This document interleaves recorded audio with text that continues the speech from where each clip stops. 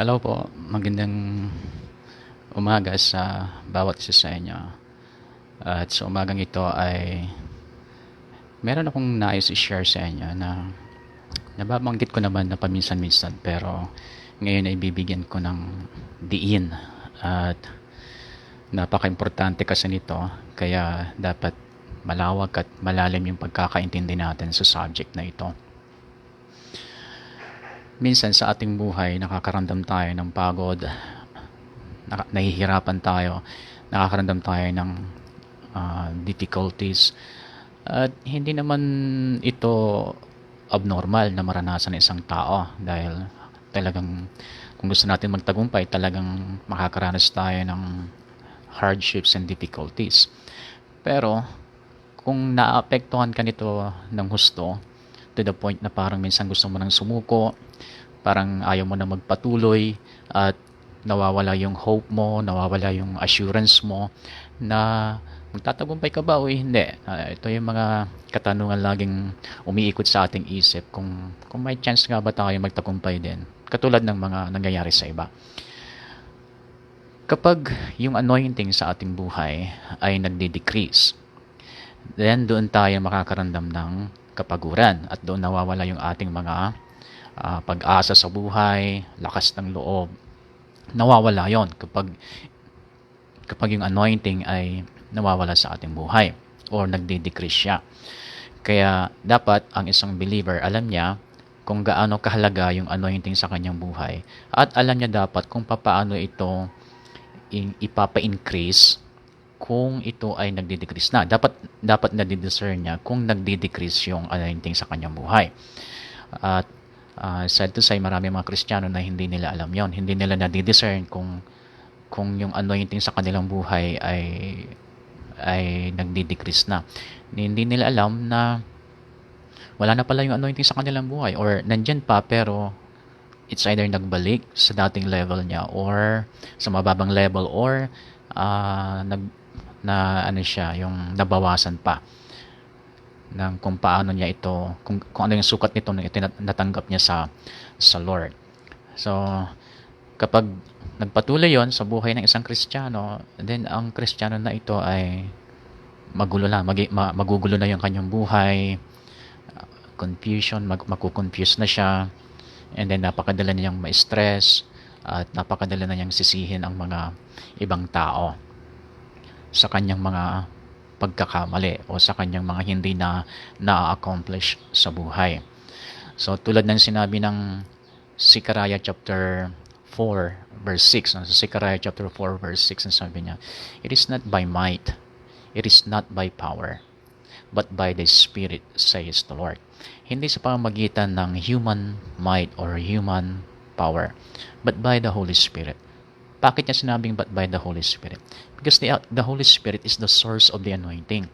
Kapag yung ating fellowship o yung ating relationship sa Holy Spirit, good morning Annalyn, kapag yung ating communion sa Holy Spirit ay nakukultivate siya ng gusto, then the Holy Spirit will release His anointing upon us. At kapag nirelease ng Holy Spirit ang kanyang anointing sa Kanya, yung hindi natin kayang gawin sa ating sariling kalakasan at kakayahan, nagkakaroon tayo ng special or supernatural ability. At kapag ito ay nag-work na sa ating buhay, then makakaranas tayo ng sunod-sunod na tagumpay, hanggang sa marirealize natin na ang mga tagumpay na ito ay hindi mo ito nakuha sa pamamagitan ng inyong sarili lamang, kundi nakuha mo yung anointing na ito, it is because of the anointing of the Holy Spirit na nagbibigay sa atin ng special and supernatural ability. Ngayon, kung wala ito sa ating buhay, para kang sumusuntok sa buwan. Wala kang katiyakan kung magtatagumpay ka o hindi. At syempre, pag sumusuntok ka sa ere na wala kang natatamaan, nakakapagod yon. At ganyan ang nangyayari na sa maraming Kristiyano ngayon. They are trying to succeed through their own ability without trusting the anointing of the Holy Spirit. Kaya ngayon, burn out ang maraming Kristiyano. Ang problema pa dyan ay nakakatanda yung nag-work ka sa sarili mong kakayahan. Kasi mauubos ka eh, mauubos ang lakas mo, mauubos ang energy mo, mauubos ang yung yung diskarte mo, yung kung paano ka mag-isip. So mapapagod ang isip mo, mapapagod ang emotion mo. So mabilis kang tatanda pagka ganon. Kaya pansinin po ninyo yung mga Kristiyano na hindi na sila nagre-rely sa anointing. Kahit tingnan nyo lang yung physical appearance nila, ano. Hindi naman tayo bumabase lagi sa physical appearance, pero aapektuhan niya talaga ang iyong physical life kapag wala na yung anointing. Kasi pag wala na yung anointing, talagang magtatrabaho ka ng husto. Kasi yung result na makukuha ng anointing, hindi mo na nakikita sa buhay mo eh. Kailangan mo yung mga bagay na yun. So tatrabahuin mo yun ng yung sariling kalakasan. Kaya mapapagod ka, maaapektuhan ka physically. Not just mentally, not just emotionally, but physically. Yeah, so tingnan niyo ang mga to, maaaring hindi sila affected physically, pero mentally affected sila. Alam mo na wala silang concentration, wala silang focus, wala silang hindi sharp yung mind nila, yung emotion nila, it is very weak. Pagkausap mo mga to ay hindi ka nabibless, no? Hindi nakaka-bless yung mga believers na ito na pagod na, yung napagod na sila dahil they are trying to do everything with their own strength and might, when what's needed is the anointing of the Holy Spirit. It's not by might, it is not by power, but by the Spirit, says the Lord. Si Lord na nagsabi mismo nito. So huwag mo nang kontrahin. Kasi si Lord nagsabi nito, it is not by human might, it is not by human power, but by the Spirit, says the Lord. Okay? Sa Isaiah chapter 10 verse 27, sabi niya, and the yoke shall be destroyed because of the anointing. The yoke shall be destroyed because of the anointing. Yung mga nagpapabigat sa ating buhay, yung mga problema natin sa buhay, maging yung mga demonyo na gumagawa nito sa ating buhay, ang makakasira lang ng mga bagay na ito, it is by the anointing of the Holy Spirit. The yoke shall be destroyed because of the anointing. Ngayon, pag wala yung anointing, nasisira ng mga bagay na ito na nagpapahirap sa atin, syempre, dahil gusto mong lumaya, gusto mong masira yung mga nagpapabigat nito sa buhay mo, syempre, tatrabahuin mo yon by your own might. Tatrabahuin mo yan by your own strength. O mahihirapan ka ulit kasi hindi mo kaya. Hindi kayang sirain ng ating effort yung mga nagpapabigat sa ating buhay. It is through the anointing. The yoke shall be destroyed because of the anointing. Sabi ng Isaiah 10:27. Kaya napaka-importante na ang anointing sa ating buhay, naaalagaan siya, naiingatan, at saka napapadami. Dapat dadami yung level nito sa ating buhay. Kasi yung sukat ng level ng anointing sa ating buhay, doon din natin masusukat kung gaano kalayo ang mapupuntahan mo sa buhay. Yung sukat ng anointing sa ating buhay, doon mo masusukat kung hanggang saan pa yung kaya mong puntahan o kung hanggang saan pa yung gustong pagdalhan sa'yo ng Panginoon. Once ang anointing hindi na siya nag-i-increase, then nasukat mo na kung hanggang saan ka lang sa Panginoon. Kagaya ngayon, kung ang level ng anointing sa akin ngayon ay nasagad ko na, hindi na ako gumagawa ng paraan para ito mag-increase, then kung ano yung nagagawa ko ngayon, hanggang doon na lang, sagad na. Kasi ang magpapa-increase ng aking influence sa tao, sa ministry, ang magpapa-increase ng influence na yan, at ang magpapa-increase ng aking performance at ng aking magagawa sa buhay at sa buhay ng iba at sa ministeryo ng Panginoon, yung magpapa-increase ng lahat ng aking performance sa mga bagay na yon ay nakabase sa sukat ng anointing na nasa aking buhay. Kaya kung nasagad ko na yung level ng anointing sa aking buhay, ano man yung nakikita nyo sa akin na performance ko, yung influence ko, yung performance ko sa lahat ng bagay, then hanggang doon na lang talaga ang aking mararating. Hindi na malalampasan yon. Pero once na ako ay nagpursige, once na ako ay nag-effort na yung anointing sa aking buhay ay mag-increase, then yung nakikita niyong influence sa aking buhay ngayon, meron pa siyang idadami, meron pa siyang ilalawak. Likewise, ganun din sa buhay ninyo. Yung level ng anointing sa buhay ninyo, kung sa palagay nyo nasagad nyo na ngayon, then kung ano yung nagagawa ninyo sa Panginoon ngayon, at kung ano yung napoproduce nyo sa buhay nyo ngayon, then hanggang doon rin lang ang kaya niyang marating. Kung nasagad na yung level ng anointing sa inyo. So, kumusta ang inyong buhay ngayon in every aspect? No? Kasi, dinala kayo doon sa kondisyon na yon according to the level of your anointing sa buhay ninyo. Kaya kayo nandyan sa kinalalagyan ninyo ngayon kasi yan ang sukat ng level of your anointing. Ngayon, kung kayo ay gumagawa pa ng paraan para ito ay mag-increase, then ikaw ay nagki-create ng chance para yung narating mo sa buhay at yung mga present performance mo sa buhay, gumagawa ka ng chance para ito ay mag-increase pa. So, hindi mo pwedeng hintayin ang Panginoon na dalhin kanya sa mas mataas na level. Kasi ang magdadala sa'yo sa mataas na level is the anointing upon your life. And that's why we need to know how to increase the anointing upon our lives. So, it is so important that we should be aware that it is only through the anointing that we can survive, that we can thrive, that we can succeed, that we can increase our influence and our performance sa ating buhay, sa career natin, o sa ministry na pinapagawa ng Panginoon sa atin. Ngayon, titingnan natin how we can increase the anointing. Maraming paraan, pero bibigyan ko kayo ng mga bagay na mga importanteng bagay na pangunahin, yung mga pangunahin para ma-increase natin yung anointing natin sa buhay. Unang-una, very basic, it is true devotion. True devotion with our Lord. Ang pinakaunang dapat mong i-develop after natanggapin mo si Lord is to develop your regular devotion with God.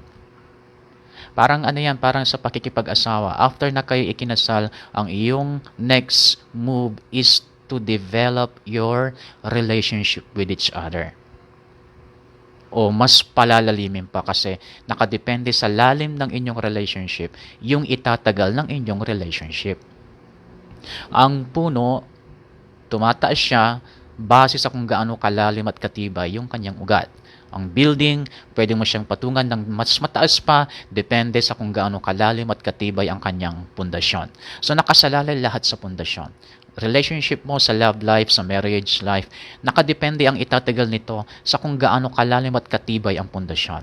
Yung Christian life natin, yung itatagal natin sa Panginoon, yung itatagal nating naglilingkod sa Panginoon, yung itatagal nating maimpluwensya para sa Panginoon, nakadepende ito sa kung gaano kalalim at katibay ang ating relasyon sa Panginoon. At ang relasyon natin sa Panginoon ay lumalalim at tumitibay kapag regular yung ating devotion sa Kanya. Ang sino mang walang devotion, ang Kristiyano na yon ay marupok ang kanyang pundasyon. At anytime, pwede siyang bumigay. Anytime, pwede siyang tumalikod sa Panginoon. Anytime, pwede siyang malamig. Anytime, pwede siyang ma-discourage. Anytime, pwede siyang makadiscourage ng ibang kapatiran. Regular devotion should be established sa buhay ng isang Kristiyano. Sa bagong tanggap, yan ang unang-una niyang i-develop before anything else. It should be your devotion with the Lord. Sa mga Kristiyanong matagal na, kung kayo'y nahihirapan, hindi malinaw ang direction ninyo, ang napaka-importante niyong gawin ngayon para magbalik ang lahat is to establish again your devotion with God. Sa mga Kristiyanong hindi na alam ang gagawin, sa mga Kristiyanong hindi na alam kung paano umpisan ang kanilang buhay sa Panginoon sa kanilang panlalamig, ang tanging magagawa mo is to establish again your devotion with God. Mahirap sa una, parang wala kang nararamdaman, parang wala lang, but continue lang. Continue lang na ikaw ay magbasa ng Biblia, continue lang na ikaw ay dumulog sa Panginoon at sumamba, continue lang na ikaw ay humingi ng tawad sa iyong mga pagkakamali, and then eventually, feelings will come. feelings na ikaw ay nag-on fire, it will come, it will follow. Pero wag mong hintayin yung bago mo gawin yung mga dapat mong gawin. Gawin mo yung mga dapat gawin, which is read your Bible and ask the Holy Spirit to help you understand what you are reading from His Word. Ask the Holy Spirit, ask His presence to guide you in worshiping Him, to give you the grace to do what you should do as a believer. Because as a believer, you know what to do as a believer. But you need help to do them. Because even though you know them, you can't do them. Because you need the grace of the Lord Jesus Christ to do them. And the Holy Spirit will help you. Kaya nga, He is the Spirit of grace, sabi ng Bible. So you need the Spirit of grace to give you the grace so that you can read your Bible and understand, so that you can pray, so that you can praise the Lord, so that you can give thanks to the Lord, so that you can worship Him in a regular basis.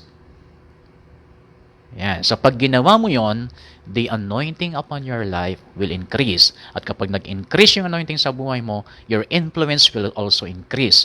Ito pa, even the financial blessing upon your life will also increase. So kapag ang financial blessing or the financial anointing, the anointing to prosper na tinatawag, kapag nag-increase ito sa buhay mo, then mag-i-increase din ang income mo. Healing anointing, mag-i-increase din sa buhay mo. At kapag nag-increase ang healing anointing sa buhay mo, sometimes hindi mo na kailangan ipag-pray ang sakit kasi kusang namamatay yung virus or yung bacteria na nagkukos ng sakit sa iyong katawan. And sometimes, kapag mataas ng masyado yung level ng anointing mo, makakarating ka sa point na yun na hindi mo na kailangan rebukin pa yung virus kasi once na dumapo sa katawan mo, mamamatay sila. It's because of the presence of the anointing in your body. Ngayon, hindi nare-realize yan ng marami.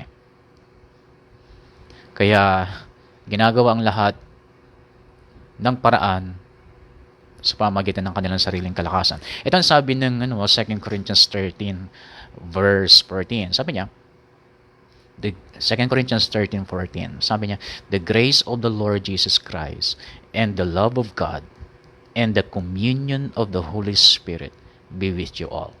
Alam na natin yung verse na ito eh. Naririnig na natin yung verse na ito. Pero, kailan natin isasagawa? Tumatanda tayo. Nadadagdagan ng edad natin. Mamaya, iba sa inyo magpapamilya na. Mamaya, iba sa inyo lola at lola na.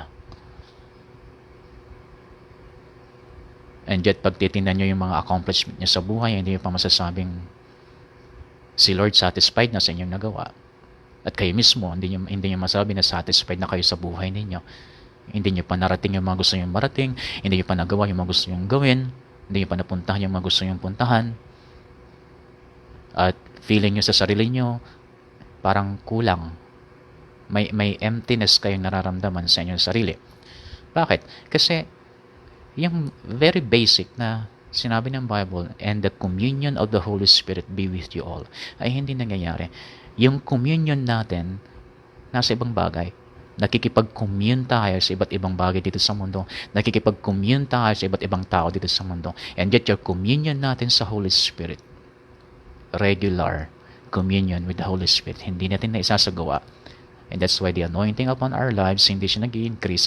At ito pa, kapag yung anointing sa buhay mo hindi nag-i-increase, then hindi niya masapawan yung doubt. Hindi niya masapawan yung worry sa ating buhay. Kaya yung mga kulang ang anointing sa buhay nila, sila yung mga madaling mag-alala. Sila yung mga madaling magduda. Sila yung mga madaling matakot sa buhay. Wala na silang lakas loob na humarap sa buhay. Pero pag nag-increase yung anointing sa buhay mo, ang lakas ng loob mo. Wala kang kinakatakutan.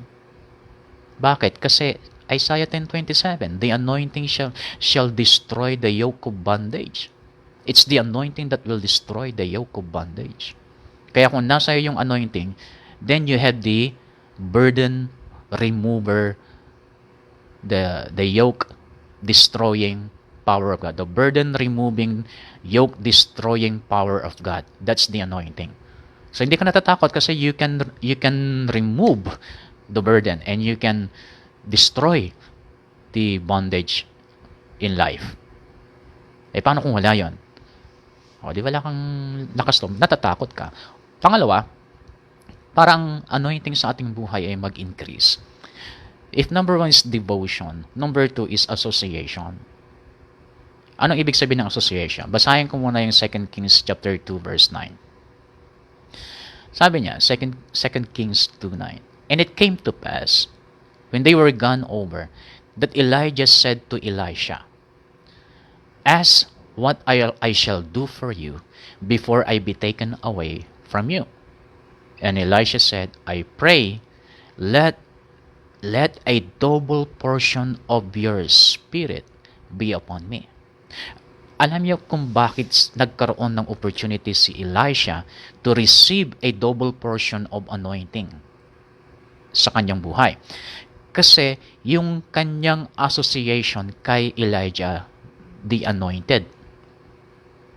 Ibig sabihin nito, kasi sabi ni Elijah, baka gusto pang magpurso ng ibang career sa buhay mo. Baka may gusto ko pang gawin. Huwag ka na lang sumama sa akin. Sabi niya, hindi pwede. Kung saan ka pupunta, doon din ako pupunta. Kung saan ka mamamatay, doon din ako mamamatay. So, meron siyang close na association kay Elijah. Ibig sabihin, pinili niya yung kanyang magiging close friend. At pinili niya kung sino yung taong pag-i-spend time niya. Hindi niya pinili yung mag-spend time sa taong mangmang. Kasi alam niya yon, pag nag-spend time siya sa taong mangmang, magiging mangmang din siya. Alam niya yun na kapag nag-spend time siya sa taong medyo may pagkabastos, alam niya yun na magkakaroon siya ng pagkabastos din. Alam niya yun na kung sino yung kanyang ka-associate, eventually, maa-adapt niya yung kung ano yun ng doon na espiritu sa taong yon. Alam ni Elisha yon. Kaya nag-decide siya na ang kanyang pipiliin na close friend ay yung talagang anointed. At yung kanyang association, hindi niya pinutol. Kumbaga, siya ang nag-chase doon sa anointing. Hindi niya hinintay na ang anointing babagsak sa kanya. Nag-chase siya, nagpursigi siya. Siya ang gumawa ng paraan na maghabol doon sa anointing. So, ibig sabihin na sa ating buhay, hahabulin natin talaga ang makipag-fellowship, makipag-communion, makipag-associate sa mga taong alam natin na may anointing sa kanilang buhay. Para magkaroon tayo ng opportunity na malipat din sa atin yung mga anointing, yung anointing sa kanilang buhay. So that's the second step kung paano mag-increase yung anointing sa buhay mo. Sino ba talaga ang mga ka-associate mo? Sino ba talaga? Saang association ka nakakapaloob? Kasi hindi ka nalalayo sa kanila. Promise. Kung anong espiritu meron sa kanila, ganun din sa'yo. Di ba kayo nagtataka? Ang isang grupo, magkakaparehas sila ng expression, magkakaparehas sila ng style, magkakaparehas sila kung paano bumanat sa bawat bagay. And then, umalis ka sa grupo na yun, pumunta ka sa ibang grupo, ibang style ulit. Magkakaiba ulit. Pero sila na nasa grupo na yun, magkakaparehas sila. At hindi mo nare-realize yun, ganun ka rin. Kaya i-describe mo yung isang grupo na kinalalagyan mo, i-describe mo yun, yung description mo sa kanila, isa ka doon. Hindi pwedeng naiba ka doon. Kung saan yung grupong kinalalagyan mo, pare-parehas kayo doon. May mga pagkakapare-parehas kayo. Hindi ko sasabing parehas ng lahat-lahat, pero may mga pagkakapare-parehas kayo. Sumama ka sa bagong grupo ngayon, eventually magkakapare-parehas kayo doon. Kaya kung hindi ka nakiki-associate sa mga anointed, then mabagal yung pag-increase ng anointing sa buhay mo. Ngayon, kung kayo nasa lugar na kung saan ay mahirapan kayo talagang makisama sa mga may anointing sa buhay, anong ginagawa ng Facebook nyo? Anong ginagawa ng YouTube nyo? Ang daming mga anointed dyan na nagpipreach. Ang daming anointed dyan na nagpapa-worship. Isang paraan din yon para at least mapahiran kayo ng anointing na nire-release nila habang sila nagpipreach. Kasi pag nagpipreach ka, nagre-release ka ng anointing. Pag nag-lead ka ng worship, nagre-release ka ng anointing. So kapag kayo nag-spend time sa mga anointed worship leader, anointed preacher, then binibigyan nyo rin ang sarili nyo ng opportunity para mag-increase yung anointing sa buhay ninyo. Pero kung nag-spend time kayo na manood sa mga walang kwentang wala namang kwenta yung kanilang mga pinagsasasabi.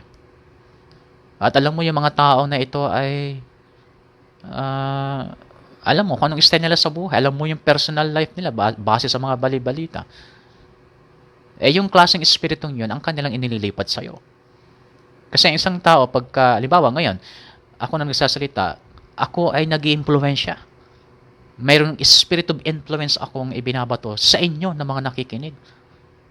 Kaya nga nagkakaroon kayo ng desire na gawin yung aking mga sinasabi kasi nagbabato ako, nagre-release ako ng influence para gawin ninyo yung aking sinasabi. So lahat ng nagla-live sa Facebook, nagbabato yan ng influence. Nagre-release yan ng influence. Nagre-release yan ng spirit. Kaya ikaw na nanonood, hindi mo alam yon, baka masalo mo yung kanyang ibinabatong spirit. Kung hindi ka aware doon, masasalo mo talaga. Kaya nga pagka nagbato sila ng chismis, magchichismis ka na rin. Pag nagbato sila ng kasinungalingan, magiging sinungaling ka na rin. Kaya maging maingat kayo sa mga nagla-live. O tingnan yung mga nagla-live ng ukay-ukay. Nagbabato sila ng influence na ikaw ay bumili. Kaya minsan kahit wala kang pera, gusto mo makabili ka ng kanilang binibenta. Kasi nasasalo mo yung influence sa binabato nila. Paano kung ang pinapanood mo yung mga may kabastusan, yung mga hindi naaayon sa maayos na hindi yung walang kamoral-moral.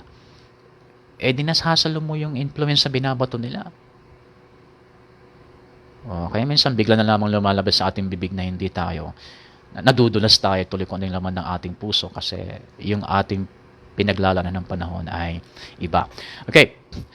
Pangatlo, na magagawa natin para mapa-increase natin yung anointing sa ating buhay. Yung attention din nyo. Attention. So, devotion, association, and then attention. Yung attention din nyo to where you focus and consume your time with. No? Sabi ni Isaiah sa kanyang sulat sa Isaiah chapter 50 verse 7. Sabi niya, "Because the sovereign Lord helps me, I will not be disgraced." Hindi ako mapapaya, sabi niya, kasi si Lord ang siyang tumutulong sa akin. "Therefore, I have set my face like a stone, determined to do His will, and I know that I will not be put to shame." Gusto yung di mapahiya sa buhay na ito. Gusto yung makaiwas sa mga malalaking kahihiyan na pangyayari sa ating buhay. Ito, sabi ni Isaiah, "I have set my face like a stone." Ibig sabihin, ang aking desisyon, sabi niya, ang aking desisyon na gawin ang kalooban ng Panginoon ay parang isang matibay na bato na hindi mahuga, na hindi mo basta-basta masisira. Sabi niya, ganyan ang aking determinasyon na gawin ang kalooban ng Panginoon. And gaano katibay, katatag yung desisyon mo na i-develop ang iyong spiritual life? Gaano katibay yung decision mo at yung determination mo na i-develop ang iyong prayer life? Kasi ang prayer life din i-develop yan. If you will not develop, then walang madidevelop. Ang isang lupa yan na walang development kasi walang nagdi-develop. At kapag walang nag-develop sa lupang yon, then magiging tigang yung lupa na yon.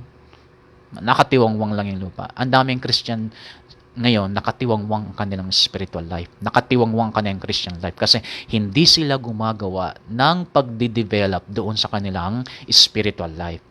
Kaya tigang yung kanilang spiritual life. Nakatiwangwang lang. Walang development na nangyayari. Kasi yung development, mag-uumpisa sa'yo. Yung decision mo na i-develop yung spiritual life mo. Gaano katibay, katatag. Para bang bato na matibay, tulad ni Isaiah? Problema pag nagdesisyon tayo kasing lambot ng ng foam, ng mamon. Yung mga bagay na malalambot. No? Ganun tayo magdesisyon. Napakadali nating bawiin.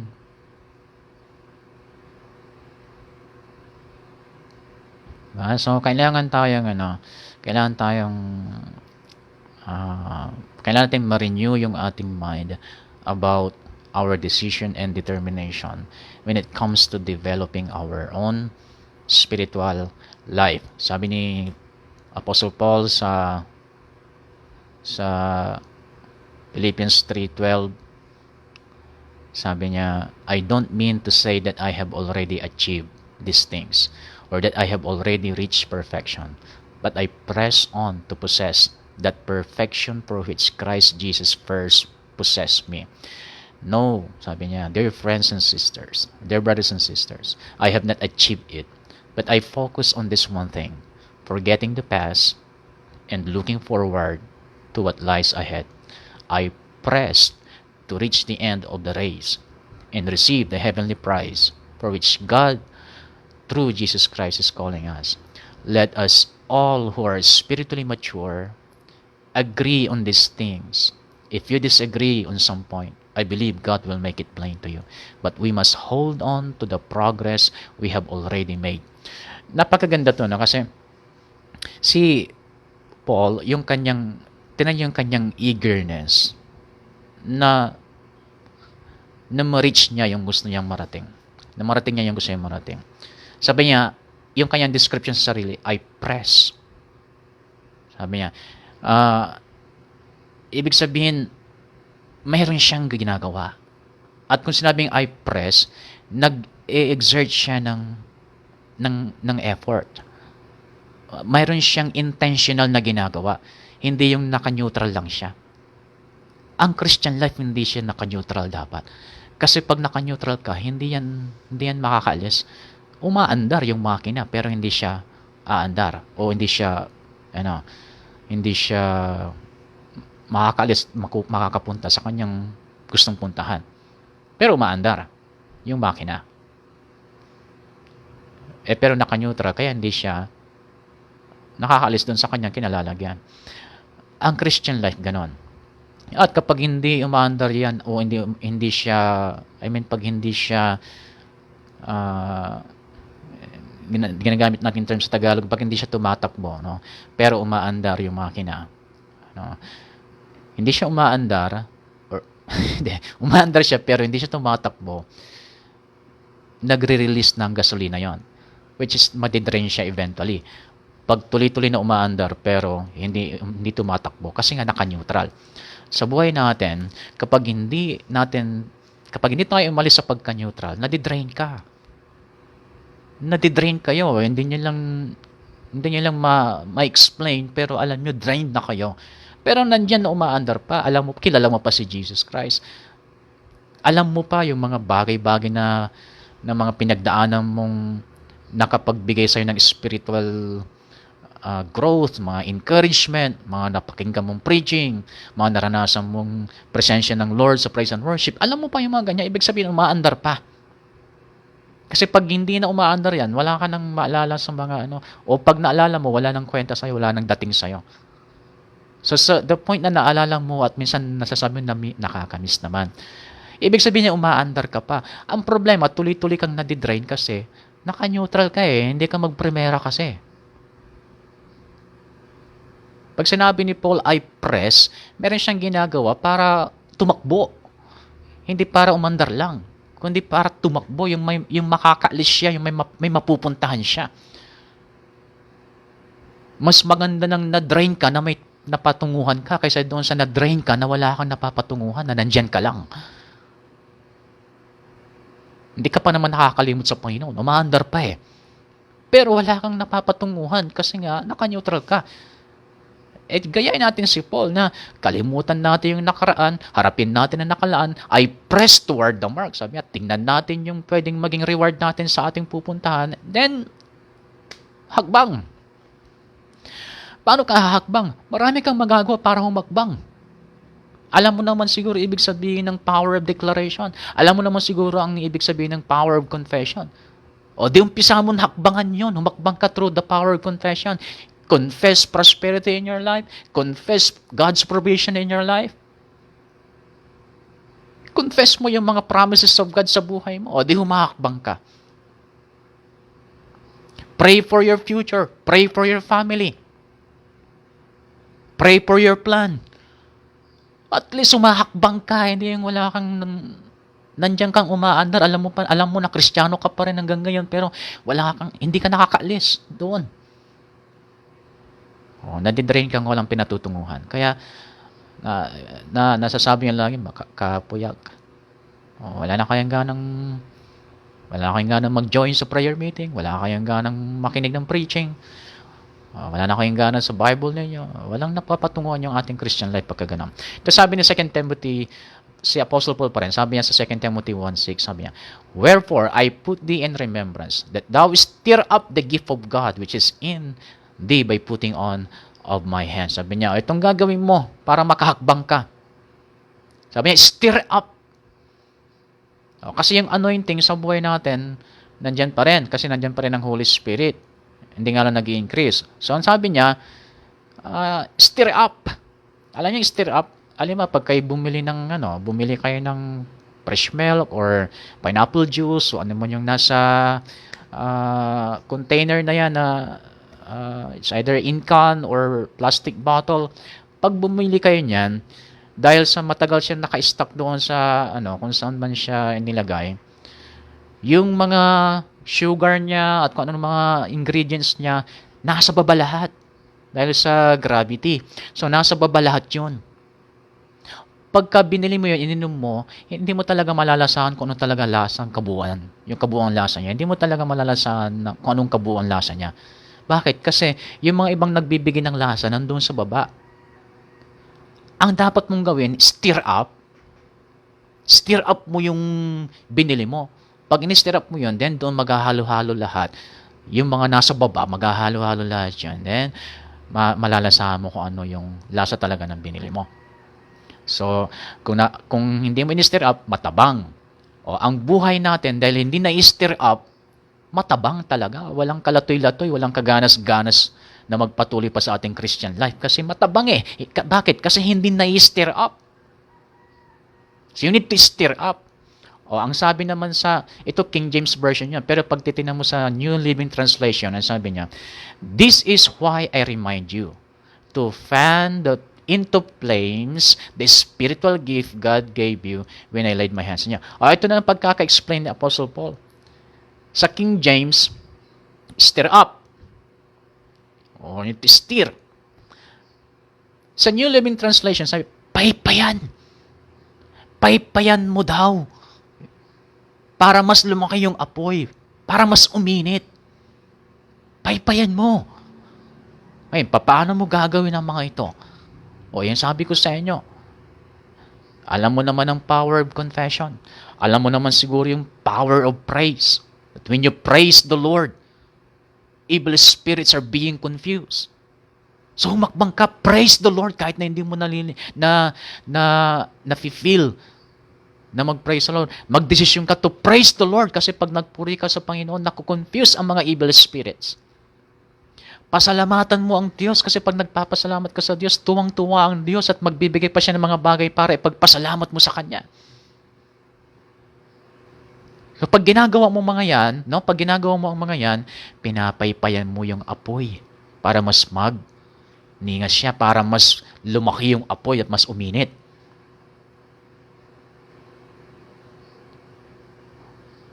Ang daming mga bagay na magagawa natin para mapaypayan.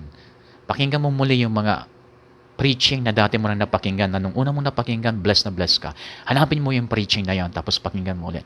Yung mga nabasa mong libro na nung binasa mo ay blessed na blessed ka, hanapin mo yung mga libro na yan, tapos basahin mong muli. Yung mga quotations na nung nabasa mo, iba yung dating sa'yo, na blessed ka talaga. Hanapin mo yung mga quotations na yan, basahin mong muli. I-meditate mo ulit.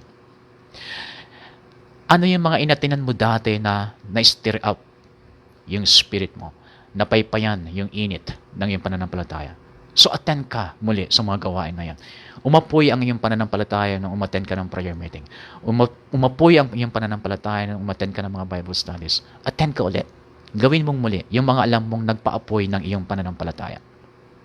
Fan the flame. Okay? So the anointing you experience in your prayer time is the same anointing that will be released from you when you pray for others.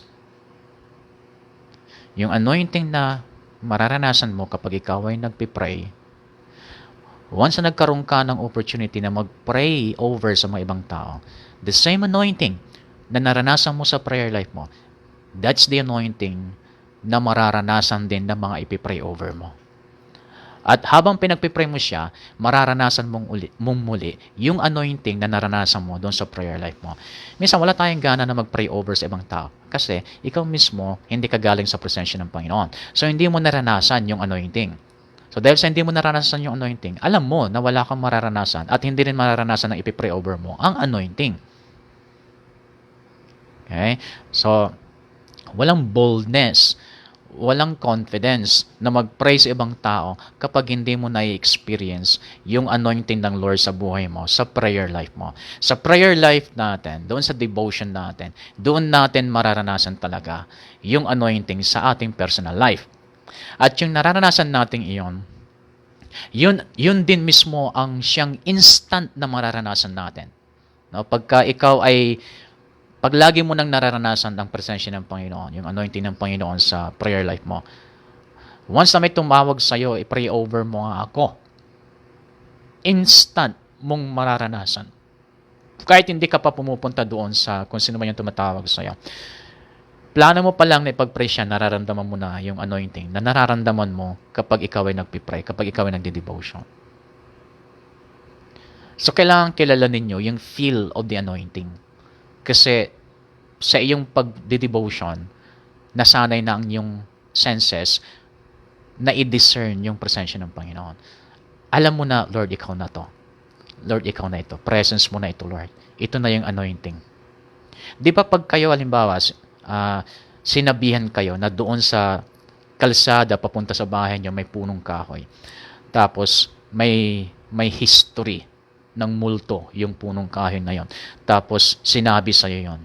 Then una kang nakadaan, may naramdaman ka. Ngayon, hindi mo makakalimutan yung pakiramdam na yon. Kahit na nawala sa isip mo yung punong kahoy na yon, tapos pagtapat mo sa punong kahoy na yon, bigyan mo naramdaman, maaalala mo, ito na yun ah. Alam ko tong pakiramdam na to ah. O, kapag kayo pumupunta sa wag naman sana, pero kung kayo pumupunta sa beer house, pagpasok nyo sa entrance ng beer house, may mararamdaman ka. At yung naramdaman mong yun, hindi mo makakalimutan yun. Alam mo yung pakiramdam na yun. O, kapag kayo ay dati umaalis ng bahay, hindi nagpapaalam, pag uuwi na kayo, may nararamdaman kayo. Pag naramdaman mo na yun, alam mo, pagagalitan ka. Bakit? Kasi naramdaman mo na yun nung ikaw ay pinagalitan. Kaya kapag nasa labas kayo ng bahay, biglang may naramdaman ka, alam mo, pagagalitan ka pagdating mo sa bahay. Kasi, alam mo na yun eh, familiar ka na sa feeling na yun. Likewise, sa presence ng Lord, ganun din. Kapag ikaw ay laging nagdi-devotion, makikilala mo siya. Alam mo na yung kanyang presensya. Alam mo na si Lord na yon. Kaya kung nagkaroon ka ng chance na mag-pray over, mararamdaman mo siya. Si Lord ito. At dahil sa nagparamdam siya sa iyo, dahil sa presence niya yon, dahil sa anointing na yon, nagbibigay ito ng boldness para mag-pray over sa mga tao. Or nagbibigay ito ng boldness para mag-share ng gospel sa ibang tao.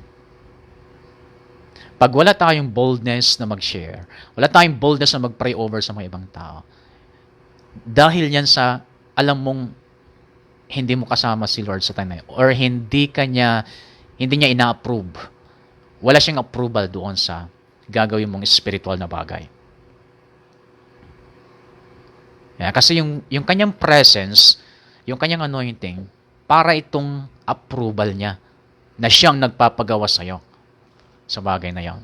Pagpipray over, pagpapakanta, pagpapaworship, pagpipreach, pag-share, pagtuturo, pag-encourage, pag-advise. Iba sa inyo, pag nag-a-advise kayo, bigla niyang mararamdaman ang presensya ng Lord. Mas magiging effective ang iyong pagbibigay ng advice, ang pagbibigay ng counsel pagkasama mo ang presensya ng Lord. Yan. Higit sa lahat, ang anointing na ito na madalas nating maranasan sa ating buhay, ito rin ang siyang nagbibigay sa atin ng assurance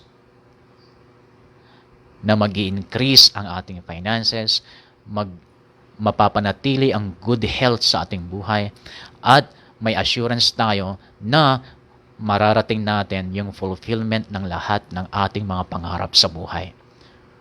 Mahirap makapunta sa katuparan ng pangarap ng ating buhay kapag wala yung presence ng Lord na ito. Mahirap. Basta makikita mo at mararanasan mo, mararamdaman mo kung gaano kahirap. At dahil mararanasan mo kung gaano kahirap, parang ayaw mo na magpatuloy minsan. Parang hindi na malinaw yung direction mo. Hindi mo na nakikita ng malinaw yung mga gusto mo talaga marating sa buhay. Nararamdaman mo na yung hirap.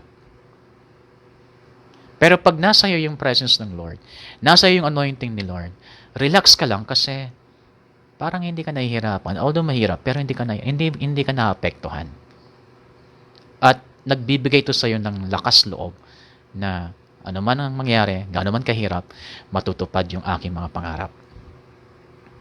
Magiging successful ako sa larangan na kung saan ako nilagay ng Lord.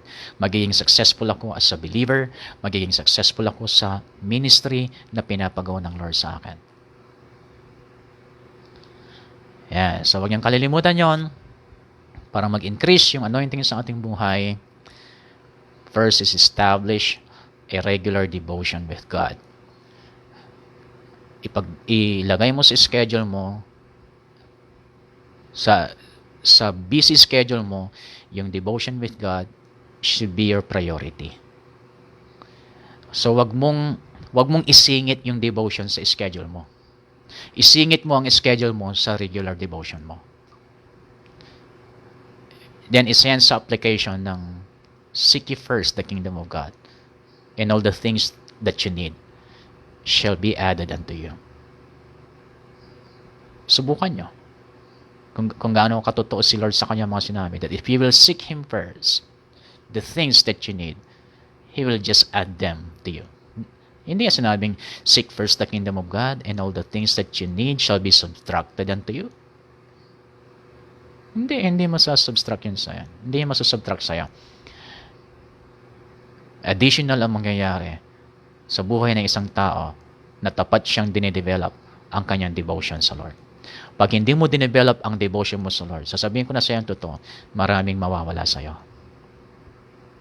Kaya kung ayaw mo mawala ang maraming bagay sa iyo, seek first the kingdom of God. Seek Him first. Huwag mong ayusin ang iyong schedule na hindi nasa una ang pagde-develop ng devotion sa Lord. Kasi pag inayos mo ang schedule mo na nawala sa una ang devotion sa Lord, then yung schedule mo ang siyang sisira mismo sa diskarte mo. Pag si Lord inuna mo sa schedule mo, maging yung mga hindi mo na ilagay sa schedule mo na importante, the Lord will make a way para magawa mo ang lahat ng mga dapat gawin sa bawat araw, sa bawat linggo, sa bawat buwan. Basta't ang priority mo ay ang devotion mo sa Lord. Association. Kung meron man kayong isang tao na ngayon ay ka-close mo na pero walang anointing sa kanyang buhay, wala na nga anointing sa kanyang buhay, pagkasama mo siya, feeling mo parang andumi mo. Nararanasan niyo yun? Pag sa tuwing makakasama mo siya, uuwi ka, feeling mo parang kang nadungisan. Pag meron kayong kasakasamang ganon, palagay ko sa ngayon ay unti-unti nyo munang ilayo ang sarili nyo sa Kanya.